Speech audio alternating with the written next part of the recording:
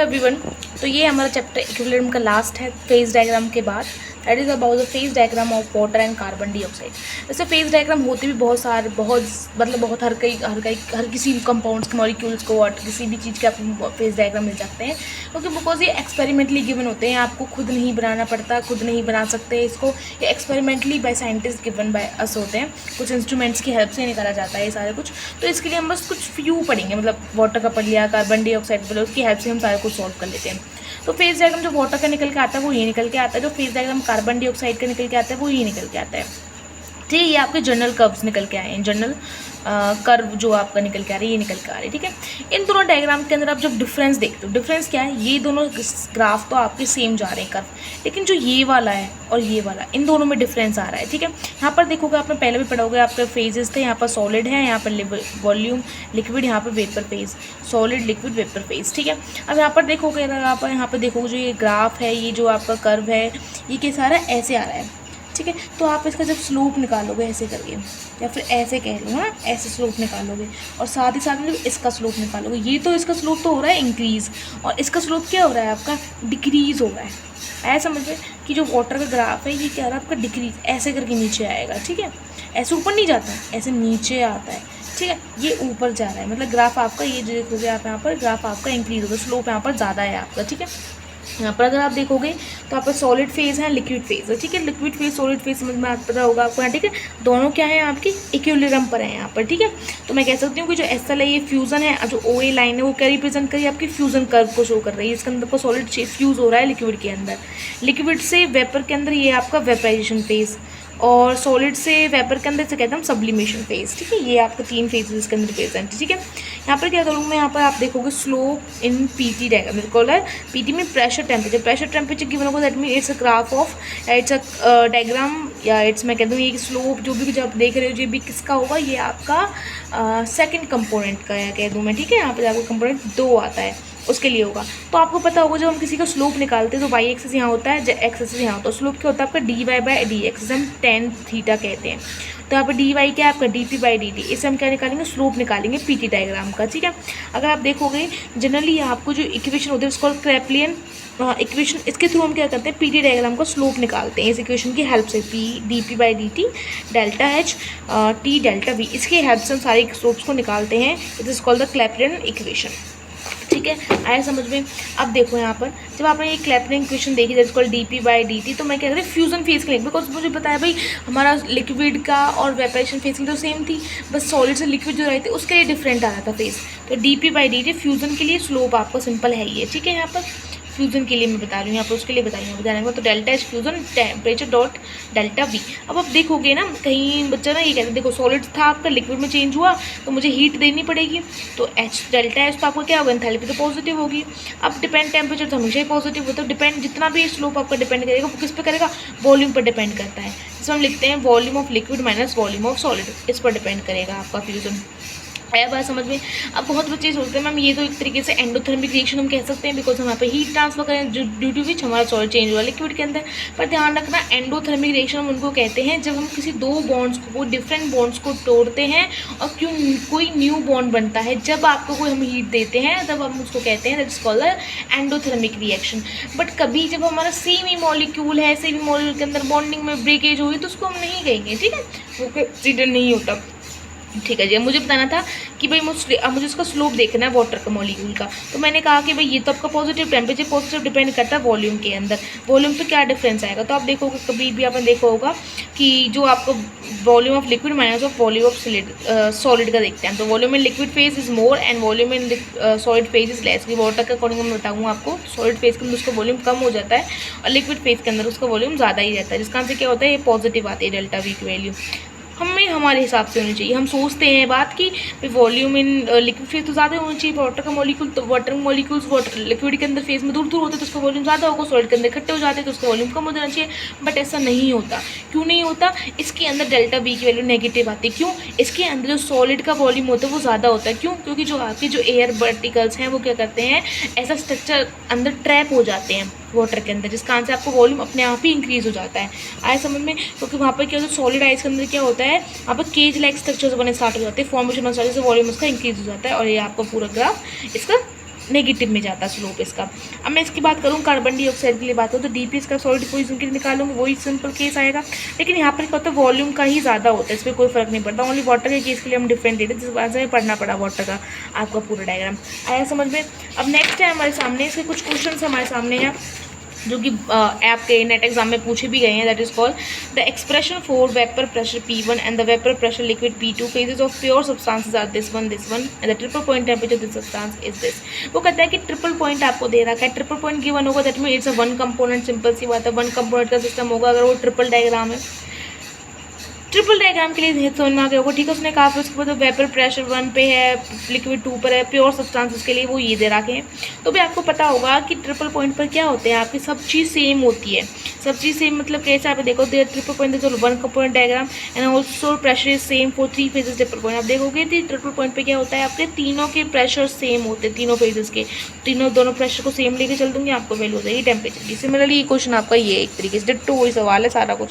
जहाँ कहीं भी पहली बात तो कहीं भी पी डायग्राम दे रखा है ना, पी डायग्राम का डायग्राम ये है तो समझ लेना वो वन कंपोनेंट के लिए ही होगा, उसका कुछ भी डिपेंड नहीं करेगा कहीं भी, ठीक है। कंपोनेंट आपको वहाँ से पता चल जाता है एक तरीके से, ठीक है।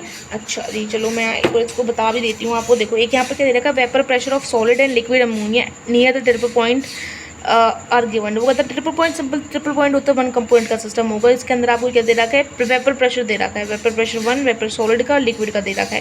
Calculate the ratio of slopes of solid gas curve and liquid gas curve at triple point. मुझे क्या निकालना है पी नोट देख लेना क्या दे रखा है 1 बार दिया, तो वैल्यू पुट्स कर दूंगी तो लॉग पी सॉलिड के लिए लॉग पी लिक्विड के लिए, ठीक है। तो यहाँ पर मुझे क्या निकालना रेशियो निकालना स्लोप्स का। स्लोप क्या सिंपल क्या होता है आपका स्लोप, देखो यहाँ पर होगा आपका ये सिंपल आपका डायग्राम मैंने बराबर रख दिया। डिफरेंशिएट करना होगा, मुझे स्लोप निकाला था ना, P D P by D T का स्लोप निकाला था, तो मैंने यहाँ डिफरेंशिएट किया। तो आप देखो डिफरेंशिएट होने की वजह से मेरे पास ये वैल्यूज़ निकल के आती हैं। And after that I have to find the ratio of this निकल solve it. Okay next question similarly इसी तरीके से है। नेक्स्ट हम पढ़ते हैं that is very very very important. I think यहाँ से बहुत क्वेश्चन पूछ जाते हैं and you should be know about it. ये बहुत ज़्यादा ही इंपॉर्टेंट है कि phase diagram of two component system. Two component system के लिए हम फेज डायग्राम पढ़ेंगे। पहले हम पढ़ रहे थे जो पीटी डायग्राम जितना भी कुछ पढ़ा वो सब हमारा वन कंपोनेंट के लिए था। अब पढ़ेंगे हम टू कंपोनेंट सिस्टम के लिए। तो इसके लिए हम जैसे हम पढ़ते आ रहे थे कि दैट इज कॉल्ड फलक पर चल दो, फलक पर चल दो। तो फलक पर हम क्या कहते हैं 4P मिनिमम। यहाँ पर फेजेस कितने हो सकते हैं आपका, मिनिमम एक फेज तो हो गई होगा, कोई ना कोई एक स्टेट तो आपकी एग्जिस्ट करेगी। तो हो जाता है आपका फ्रीडम, डिग्री ऑफ फ्रीडम कितना आ जाता है आपका 3 आ जाती है। मैक्सिमम फ्रीडम आपकी कितनी आ जाती है 3 निकल के आ जाती है। आया समझ में यहाँ पे, जो कि क्या करते हैं वेरिएबल आपका निकल के आता है F V can show all 3 variables taken 1 variable. तो ठीक है यहाँ पर क्या आता है आपका 2 कंपोनेंट हो, कंपोनेंट 2 वैल्यू पुट करी पी निकाला तो आप डिग्री ऑफ फ्रीडम की तरह 3। मतलब इसका मतलब क्या होगा कि जो भी आपको कोई भी सब्सटेंस होगा वो 3 कंडीशंस पर डिपेंड करेगा, 3 वेरिएबल्स पर डिपेंड करता है। मतलब 3 वेरिएबल्स मतलब pressure, temperature and the third one is what it is guys, I'm just forget about it। तीसरा एक और होता है प्रेशर टेम्परेचर पे, वो पिछला वाला था जो फर्स्ट कंपोनेंट वाला होता है। सेकंड कंपोनेंट वो 3 चीज़ों पे डिपेंड करता है, pressure, temperature and I know what it is forget it, मैं बता दूंगी आपको। तो मैं सिंपल से पता हूँ जब भी, लेकिन हम जब भी डायग्राम आते हैं हम 2 वेरिएबल्स को मांग सकते हैं, 3 वेरिएबल को हम नहीं मानते, तीसरे वेरिएबल को, ठीक है। तो यहाँ पर मैं कह सकती हूँ मुझे क्या करना पड़ा, यहाँ से वेरिएबल को रिड्यूस करना पड़ा। क्या करना पड़ा, रिड्यूस करना पड़ा। क्यों भाई, एक्चुअल वेरिएबल आ कितने रहे थे, 3 आ रहे थे। हम क्या करें 1 वेरिएबल कांस्टेंट को ले रहे, तो इसका मतलब हमने रिड्यूस फेज रूल निकाला। क्या करें, हमने रिड्यूस फेज रूल निकाला, जैसे हम कहते हैं डिग्री ऑफ फ्रीडम। इसका मतलब क्या करना पड़ा, मुझे 1 माइनस करना पड़ा, क्योंकि हम एक्चुअल में 2 ही यूज़ करते हैं वेरिएबल्स ग्राफ्स को बनाने के लिए। तो रिड्यूस फेज रूल, तो मैंने क्या किया F dash C plus 2 minus F minus, मेरे भाई एफ डैश की वैल्यू कितनी आ गई है आपकी, यहाँ से जाएगा तो एफ डैश की वैल्यू कितनी आ जाएगी आपकी भाई। एफ डैश मैं बता रही हूँ निकालना कैसे, देखो F dash F minus 1, F की वैल्यू कितनी आई थी 4, एफ की वैल्यू थी कितनी, यहाँ से देखूँ तो अगर मैं देखो एफ डैश ये रहा C plus 2 minus P, C plus 2 minus P, यहाँ से एफ की वैल्यू आ गई। तो मैं कह दूँगी ये आपका यहाँ था पी 2 माइनस में 1 प्लस 1 माइनस पी, इधर लिया हुआ फलक पर चल 1। अब ये डायग्राम आ जाएगा आपका ना। वहाँ पर हम क्या पढ़ रहे थे आपका, इसी कारण से यहाँ पर हमने क्या वेरिएबल रिड्यूस किया, that's why we call it a reduce phase rule. इसका हम क्या कहते हैं फलक पर चल 1। एक तरीके से इस तरीके से हम इसको याद करते हैं। अच्छा इससे पहले मैंने आपको एक चीज़ तो बता दूँ, जिसे हम बहुत देर से पढ़ता रहे हैं, फर्स्ट कंपोनेंट सेकंड कंपोनेंट तक ही पढ़ते हैं जनरली। और फर्स्ट कंपोनेंट के लिए मैं बताऊँ तो हम जनरली स्टडी करते हैं पीटी डायग्राम, है ना। मैं आपको एक तरीके से सारी चीज़ें एवेलुएट बता रही हूँ, मतलब अच्छी तरीके से। यहाँ पे क्या होता है, आपका 1 कंपोनेंट होता है तो आपको ट्रिपल पॉइंट वाले में पढ़ते हो वहाँ पर, है ना। वहाँ पर कौन सा फॉर्म होता है, फलक पर चल दो। वहाँ पर डिग्री ऑफ फ्रीडम क्या होता है, आपका 0 होता है। ध्यान रखना जितने भी आपके जो मेन पॉइंट्स निकल के आएंगे यहाँ पर सब पर डिग्री ऑफ फ्रीडम 0 ही होता है।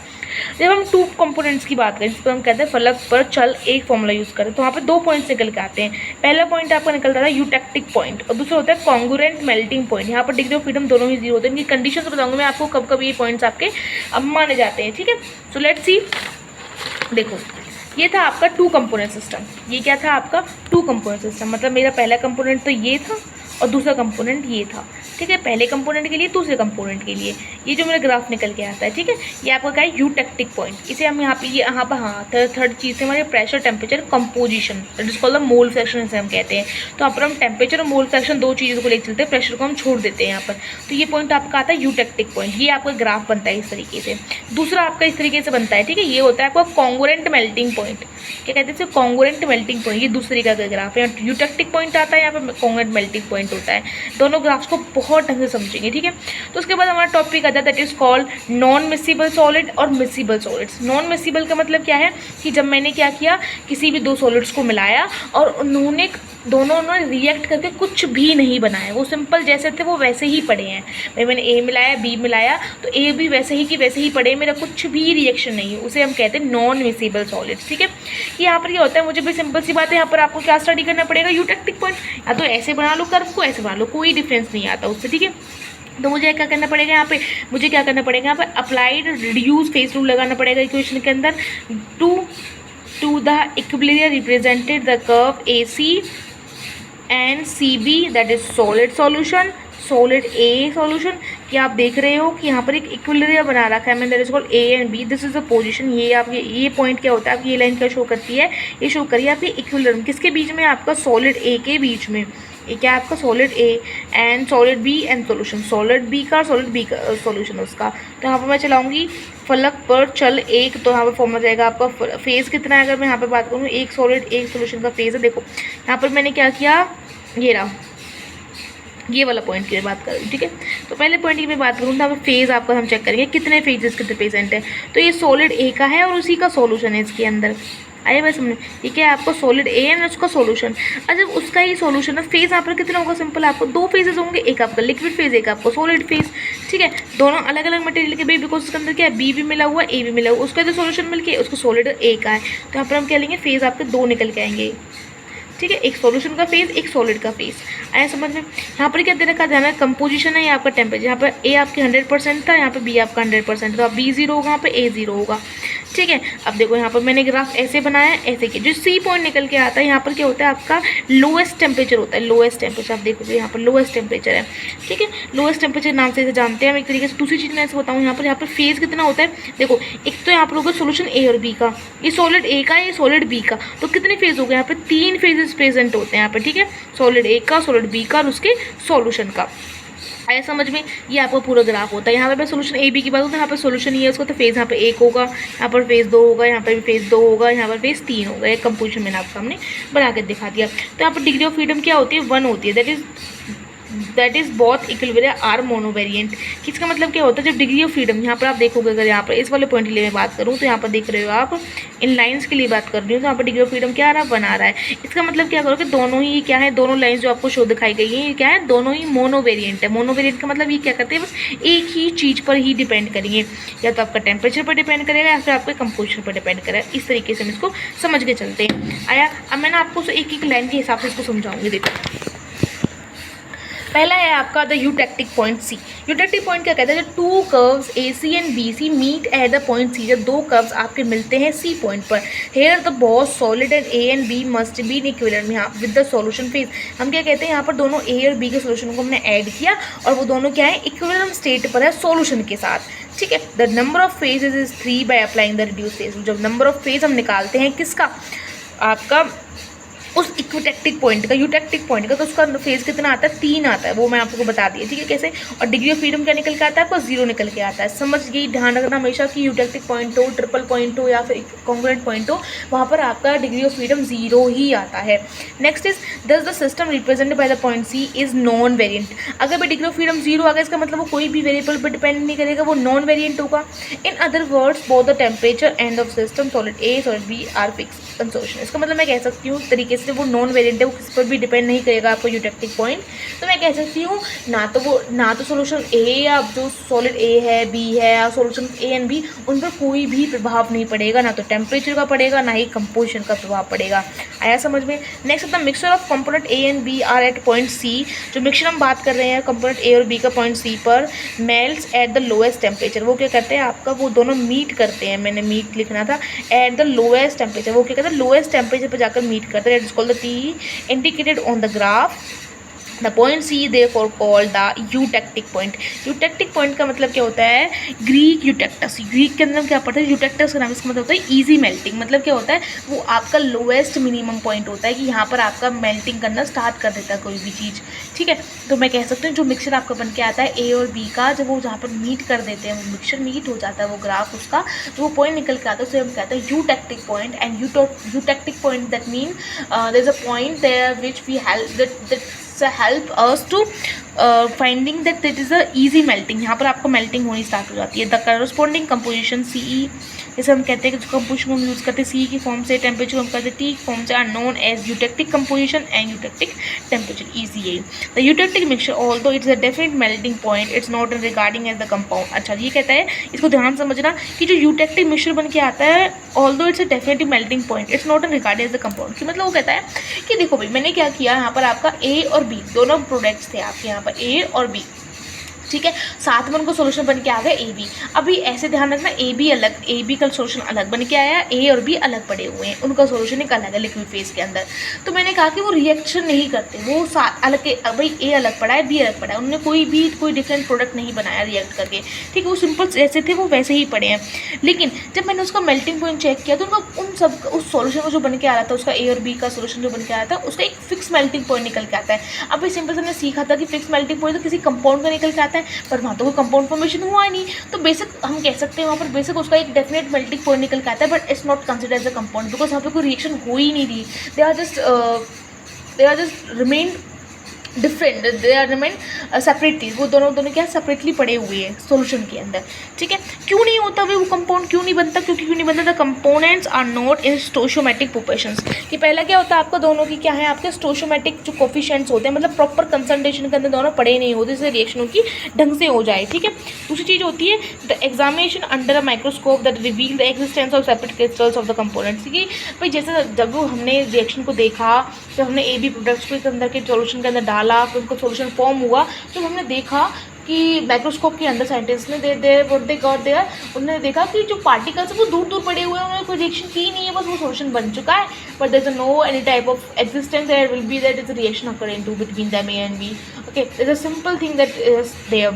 That means इसको थ्रू भी मैं कह सकती हूँ। नेक्स्ट कहता है area above A C and B C cup. देखोगे area upon A C and B C cup, area इसके अपॉन में क्या है, ये आपको सोल्यूशन फेज होता है किसका, ए और बी का।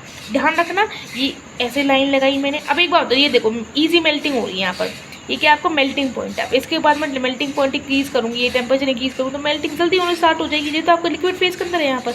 लेकिन इससे जब मैं नीचे जाऊँगी तो आप देखोगे ए भी सॉलिड में पड़ा होगा, बी भी सॉलिड के फॉर्म के अंदर पड़ा होगा, दोनों ही अलग अलग फॉर्म के अंदर, सॉलिड के फॉर्म के अंदर। यहाँ टेम्परेचर क्या आपका कम है, यहाँ टेम्परेचर ज़्यादा होगा तो मेल्टिंग करनी स्टार्ट कर देगी। इसका मतलब मैं कहूँ कि भाई कोई चीज़ थी मेरे पास, कोई वो क्या करी 10 टेम्परेचर पर मेल्ट होना स्टार्ट हो रही थी, उससे कम कर दूँ तो मेल्ट नहीं होगी, सॉलिड के अंदर फॉर्म हो जाएगी। तो ये सॉलिड फेज होगा, ऊपर क्या वो सोल्यूशन फेज होगा आपका। तो आप देखोगे उसके ऊपर क्या है, दोनों कंपोनेंट अभी क्या सोल्यूशन के अंदर प्रेजेंट है, लिक्विड फेज के अंदर प्रेजेंट है, ठीक है। आया समझ में। अब देखोगे यहाँ पर it's as a homogeneous solution of A and B constituents one phase only, this system is bivariant. यहाँ पर क्या होता है आपको बायवेरेंट होता है, तो यहाँ पर आपका क्या करता है, ये आपका डिपेंड करता है किस पर, आपका टेम्परेचर पर भी, आपके कंपोजिशन पर भी डिपेंड करेगा। Therefore, to define system at any point in this area, both temperature and composition have to be specified. Simple सी बात है, सिस्टम को मुझे डिफाइन करना पड़ेगा तो मुझे दोनों कंपोजिशंस की नीड होगी। आया समझ में। नेक्स्ट आपको एक क्वेश्चन आता है is call about the IIT jam के अंदर आपको पूछा गया है। I think it's a very easy question. तो कहते हैं मोल फ्रैक्शन ऑफ लेड है, यहाँ पर टेम्परेचर है आपका लोएस्ट टेम्परेचर होगा, यहाँ पर आपका एक फेज है, यहाँ पर फेज है। तो वो कहता है identify the phases and the composition region first and second. जो रीजन फर्स्ट और आपका सेकंड है उसके अंदर मुझे फेजेस निकाल दे, कंपोनेंट निकाल दे। और इसकी फेज करूँ उसके अंदर क्या है, सॉलिड ए पड़ा होता है और सॉल्यूशन उसका, तो उसके अंदर दो फेजेस हैं। सॉल्यूशन रीजन 2 के अंदर फेज कितना है, 1 फेज है, क्योंकि सॉलिड ही पड़ा है, सॉलिड ए पड़ा है, सॉलिड बी पड़ा है, तो उसके अंदर यहाँ पर 2 फेजेस है। I am very sorry. अच्छा एक मिनट है, तो सॉलिड स्टेट एक तरीके से, ठीक है। तो यहाँ पर आपको क्या होगा, 1 फेज है, इसके अंदर 2 फेजेस है, ठीक है। दोनों इसके अंदर सॉलिड ही सॉलिड है, बस यहाँ पर सॉलिड भी है और साथ में लिक्विड फेज भी है। तो यहाँ फेज 2 है, यहाँ फेज 1 है। कंपोनेंट आप निकालें, जब आपको फेज पता तो डिग्री ऑफ फ्रीडम वाला फॉर्मूला लगा कर आप निकाल सकते हो। यहाँ पर कौन सा लगाओगे, फलक पर चले एक वाला फॉर्मूला लगा दोगे। नेक्स्ट आपके सामने calculate the number of degree of freedom variance at point M point मुझे क्या निकालना है, डिग्री ऑफ फ्रीडम निकालना है। यहाँ पर फेज निकालोगे इस पॉइंट के अंदर, इस लाइन पर क्या होता है आपका सोल्यूशन ए भी प्रेजेंट होता है, बी सोल्यूशन प्रेजेंट होता है, साथ में उसको सोल्यूशन भी, तो 2 प्रेजेंट है इसके अंदर। क्या फेज इसके अंदर 2 हैं, कंपोनेंट आपको क्या पता होगा, इसके कंपोनेंट कितने होते हैं, 2 कंपोनेंट होगा। तो देखो यहाँ पर सिंपल डिग्री ऑफ फ्रीडम निकाल देना, फलक पर चले, फिर ये मुझे डिग्री ऑफ फ्रीडम निकालना है। कंपोनेंट कितने हैं आपके यहाँ पर, कंपोनेंट कितने का यहाँ पर आपके 2 कंपोनेंट हैं आपका यहाँ पर, 1 आपका 1 है, माइनस में फेज डिफरेंस को, तो 3 माइनस 1 आंसर आ जाएगा। आया समझ में, आया समझ में। It's a very easy question, I think IIT में पूछा गया। नेक्स्ट आपका आता है that is called the miscible solids. Miscible solids के लिए हम स्टडी करेंगे। मिसिबल सॉलिड्स के लिए मतलब कैसे, यहाँ पर क्या होता है जब हम 2 सॉलिड्स को मिक्स करते हैं तो वो एक न्यू कंपाउंड आपका बना लेते हैं, ठीक है। 2 आपका कोई डिफरेंट इंटरमेटेलिक सॉलिड आपका फॉर्म कर लेते हैं, ठीक है। अपना दोनों रिएक्शन करके कुछ ना कुछ अपना एटम बना लेते हैं, ठीक है। तो यहाँ पर टेम्परेचर, यहाँ पर कंपोजिशन, वही चीज़ मैंने यहाँ पर लिख दी, कोई दिक्कत नहीं है। अब देखो इसका ग्राफ कैसा आता है, ऐसे ऐसे ऐसे ऐसे। इसका मतलब क्या हुआ, देखो मैंने जो लाइन लगाई है ना बीच में, इसको मैं आपको समझाऊंगी लास्ट में। यहाँ पर क्या है आपका, इसे कहते, इस पॉइंट को हम कहते हैं कॉन्ग्रुएंट मेल्टिंग पॉइंट। क्या कहते हैं इसे, कॉन्ग्रुएंट मेल्टिंग पॉइंट। तो कंपोनेंट तो सिंपल ध्यान रखना, अगर मैं टेम्परेचर कंपोजिशन के बीच में बनाई तो कंपोनेंट आपका 2 हो जाएगा। तो इस पॉइंट को मैं क्या बता रही थी आपको, कॉन्ग्रुएंट मेल्टिंग पॉइंट। यहाँ पर डिग्री ऑफ फ्रीडम सिंपल सी बात है 0 ही होगी। स्टडी करते आ रहे हैं इस चीज़ को हम।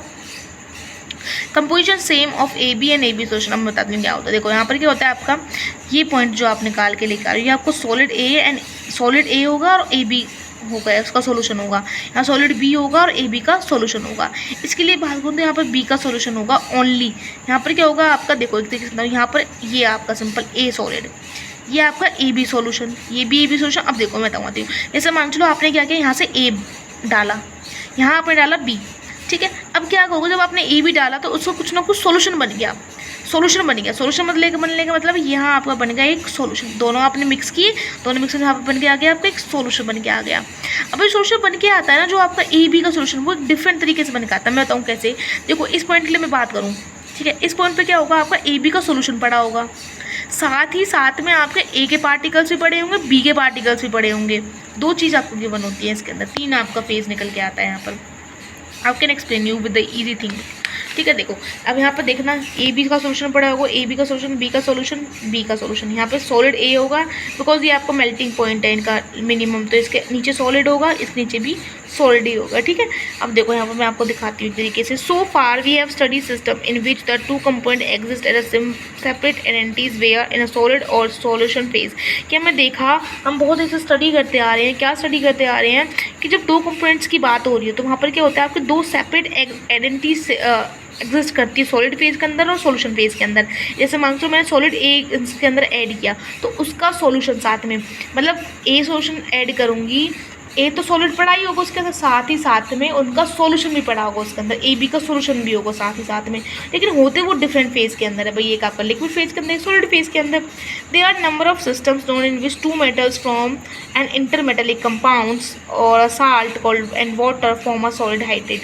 कि क्या होता है जब आपने क्या किया, ए बी मॉलिक्यूल्स को मिलाया, मतलब दोनों एक साथ इकट्ठे किए, तो वहाँ पर क्या होता है कि इंटरमेटेलिक कंपाउंड्स फॉर्म हो जाते हैं। वो क्या कहते हैं, जो आपके ए और बी मॉलिक्यूल जो पीछे थे, वो जो सिंपल खाली पड़े थे, मतलब वो एक दूसरे के साथ सेपरेट आउट रहते थे, वो आप दोनों रिएक्शन कुछ नहीं करते। यहाँ पर क्या हो जाता है, रिएक्शन होने स्टार्ट हो जाते हैं। यहाँ पे ए और बी मिलकर एक नया इंटरमेटेलिक कंपाउंड आपका फॉर्म कर देते हैं। तो वो सॉलिड हाइड्रेट होता है, वो कुछ भी होता है आप, ठीक है, वो गिवन होता है। Let us consider a general case with two components A and B form a stable compound. हमने एक केस ले लिया जिसमें हमने ए बी, इसका सॉलिड कंपाउंड बन रहा है। The system will involve 3 solid phases. देखो अब यहाँ पर क्या होता है, आपका 3 सॉलिड फेसेस निकल के आते हैं। एक तो आएगा आपका ए, ठीक है, एक आपका बी और एक आपका ए बी का सॉलिड। बताओ कैसे, देखो एक मैंने बी कर लिया भाई, इसके अंदर क्या क्या मैंने ए मिलाया आपका, इसके अंदर मैंने क्या मिलाया बी मिलाया। अब दोनों ने क्या कर दिया, आपकी रिएक्शन कर दी। जब दोनों रिएक्शन कर देंगे तो आपको कुछ ना कुछ यहाँ पर ए भी तो पड़ा होगा सॉलिड फॉर्म के अंदर बना हुआ पड़ा मिलेगा आपको। और साथ ही साथ में भाई ये थोड़ी कि सारे बन जाएंगे, ऐसे थोड़ी मैं डाला दोनों बन के सॉलिड बन गया सारा कुछ, नहीं, उसका सॉल्यूशन भी पड़ा होता है साथ में। तो ए का सॉलिड बी का, ए का सॉलिड बी का सॉलिड तो और ए बी का सॉलिड को हम डिफरेंट काउंट करते हैं, 3 फेज, और साथ ही साथ में सॉल्यूशन का भी फेज, मतलब 4 फेज निकल के आते हैं इसके अंदर। The 4th phase will be the liquid और solution containing varying concentration of A and B. They are freezing point and melting point curves A C C D E B and 3 solids. ये आपके curves बनाए हुए हैं यहाँ पर, ठीक है। देखो अब कहता है कि what is congruent melting point. Congruent melting point होता क्या है, this is what it is asking कि along the freezing point curve C D E. भाई मैंने क्या किया, सी डी ई जो आपका ग्राफ था, सी डी ई जो आप देख रहे हो इसके अंदर, ठीक है, इसके अंदर फ्रीजिंग पॉइंट देखोगे कंपोनेंट ए बी का, सॉलिड ए बी का in is equilibrium with the solution phase. क्योंकि वो कहता है जो ये पॉइंट निकल के आता है ना आपका, ये वाला पॉइंट, ठीक है, ये पॉइंट आपको पता है कौन सा था, ये तो सॉल्यूशन ऑफ ए बी, ठीक है, सॉल्यूशन होगा ए बी का, और साथ ही साथ में सॉलिड फॉर्म्स के पार्टिकल्स भी कुछ ना कुछ यहाँ पर पड़े होंगे, जिसका आंसर क्या होता है, आपका टेम्परेचर इसका हाई होता है मेल्टिंग पॉइंट का। क्यों होता है मेल्टिंग पॉइंट का high temperature, because solid particles भी इकट्ठे हो गए, उन्हें क्या करना पड़ेगा, मेल्ट करने में टाइम लगेगा, इसका उसका मेल्टिंग पॉइंट भी ऊपर जाके आता है। ग्राफ नीचे भी बन सकता था पर नहीं, ग्राफ आपको ऊपर आएगा, मेल्टिंग पॉइंट हाइट हो गए क्योंकि आपको सॉलिड पार्टिकल्स बनने स्टार्ट हो गए इसके अंदर। तो A B is equilibrium with the solution phase. So at the maximum point D of this curve, this composition of the solid compound liquid phase and contact in the same, which is indicated by the X on the composition. X is the constant temperature T, therefore the constant with melting point of the component AB. देखो यहाँ पे तो graph आपका A का component का, A component का graph आपका ये बना, पीछे पढ़ते आ रहे हो, B कंपोनेंट का ये बना और उसके सोल्यूशन का बना। जब मैंने दोनों को मिक्स किया तो क्या बन के आ गया आपका AB पार्टिकल्स कुछ बन के आ गया, आया समझ में, AB पार्टिकल्स दोनों मिक्स के आ गए, उसको साथ में उसका सोल्यूशन भी पड़ा होगा। यहाँ पे 4 फेजेस निकल के आते हैं। अब देखो यहाँ पे मैं आपको समझाती हूँ कि when the solid component AB and the liquid phase, जब आप सॉलिड कंपोनेंट्स की बात कर रहे हो ए बी के और उसके लिक्विड फेज की बात कर रहे हो, तो सोल्यूशन ऑफ ए बी है have identical composition at the maximum point on the phase. Identical composition मतलब दोनों का क्या है, कंपोजिशन जो आप बना रहे हो दोनों की बोल गया, दोनों एक चीज़ से ही बन रहा है, ठीक है। The corresponding temperature is said to be congruent point. उस पॉइंट को जब हम मेल्टिंग पॉइंट निकालते हैं उसको हम कहते हैं congruent melting point. At point D since the phases have the same composition, इसके अंदर क्या होता है, सेम कंपोजिशन होता है। सेम कंपोजिशन का मतलब दोनों ही सेम प्रोडक्ट्स के अंदर बनता है, सेम ए और बी उसके अंदर भी यूज़ हो रहा है, ठीक है भाई, ए बी पार्टिकल्स ही है वो और ए बी का सोल्यूशन ही भी है, तो वहाँ पे क्या होता है, कंपोजिशन आपका सेम आ जाता है। तो system has one component only, इसका आंसर हम क्या कह देते हैं, वहाँ पर आपका कंपोनेंट क्या होना है, ओनली वन, इसका मतलब इट्स अ नॉन वेरिएंट। भाई आपने देखा वहाँ पर फेज कितने आते हैं, आपके 4 फेजेस निकल के आते हैं, पर हाँ फेज कितने मानते हैं, 2 मानते हैं। क्यों मानते हैं, बिकॉज वहाँ पर ऐसा होता है भाई हमारे तरीके से कि वहाँ पर क्या होता है, कंपोजिशन सेम होने की वजह से हम क्या कह देते हैं, वहाँ पर फेज़ कितना है आपका, ओनली फेज़ तो आपके 2 ही होंगे, एक तो आपका ए बी, उस पॉइंट के इस वाले पॉइंट की बात कर रही हूँ, इस वाले पॉइंट के अंदर एक तो आपका ए बी सोल्यूशन पड़ा होगा, साथ में उसके पार्टिकल्स भी पड़े होंगे, ठीक है। तो यहाँ पर क्या होगा, आपका फेज़ तो 2 हो गई, लेकिन यहाँ पर क्या होता है, कंपोनेंट हम ओनली 1 लेके चलते हैं, ठीक है, क्योंकि समझ में आ गया होगा आपको, सेम कंपोजिशन होता है, ए बी चीज़ें होती हैं वो सारे, तो उसके लिए मुझे ज़्यादा वेरिएबल को चेंज करने की जरूरत नहीं पड़ेगी, एक आध वेरिएबल से काम ही चल जाता है। तो वेरिएबल यहाँ पर कंपोनेंट हम 1 लेते हैं, इसका आंसर इसका डिग्री ऑफ फ्रीडम 0 आता है। बहुत ज़्यादा इंपॉर्टेंट थिंग है मेरे हिसाब से कि मिनिमम कितने कॉन्सिक्वेंस चाहिए किसी कंपोजिशन को डिफाइन करने के लिए, उसे हम कंपोनेंट कहते हैं। एट पॉइंट डी पर मैं कह दूँ कंपोजिशन आपको 1 आता है, सेम आता है, क्योंकि यहाँ पर सॉलिड ए बी होता है और उसका सोल्यूशन होता है, तो मुझे ज़्यादा पॉइंट्स की डेफिनेशन नहीं चाहिए कि डिफाइन करने के लिए, बेसिक ओनली मैं एक कंपोजिशन की हेल्प से इसको डिफाइन कर दूँगी ए बी को। तो this is a very important thing and that's all for today. आपका चैप्टर होता है तो खत्म, बाय बाय।